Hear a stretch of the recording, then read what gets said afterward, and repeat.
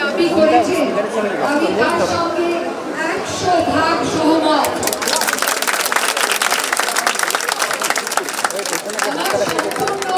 সমর্থন জানাতে আজকে এসেছি।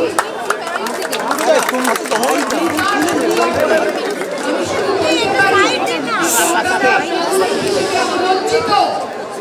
আমি লজ্জিত কলকাতার নাগরিক।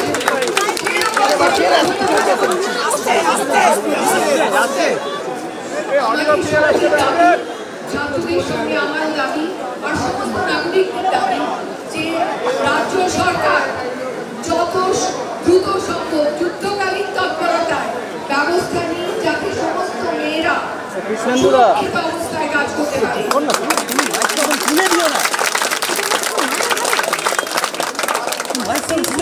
ক্যামেরা যথেষ্ট নেই কেন তার দায় কে নেবে?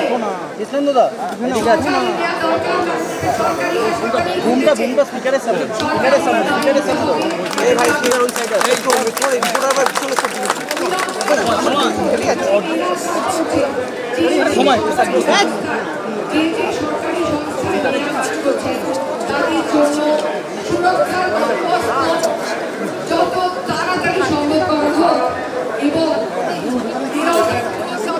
চালানো হোক, দোষীকে খুঁজে বার করতে, অপরাধীকে খুঁজে বার করার ফলে কঠিন দৃষ্টান্তমূলক শাস্তির দাবি আমরা করছি।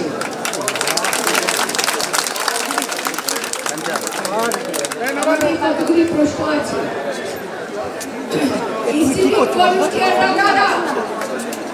তাকে কেন ঢুকতে দেওয়া হচ্ছে?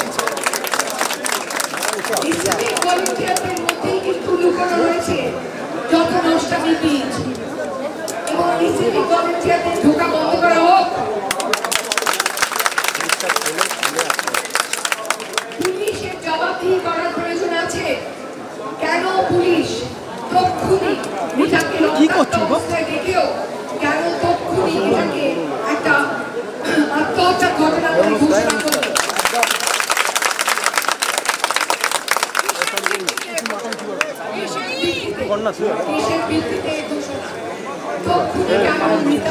পরিবার ফোন করে জানানো হলো যে সে আত্মহত্যা করেছে, কার নির্দেশে?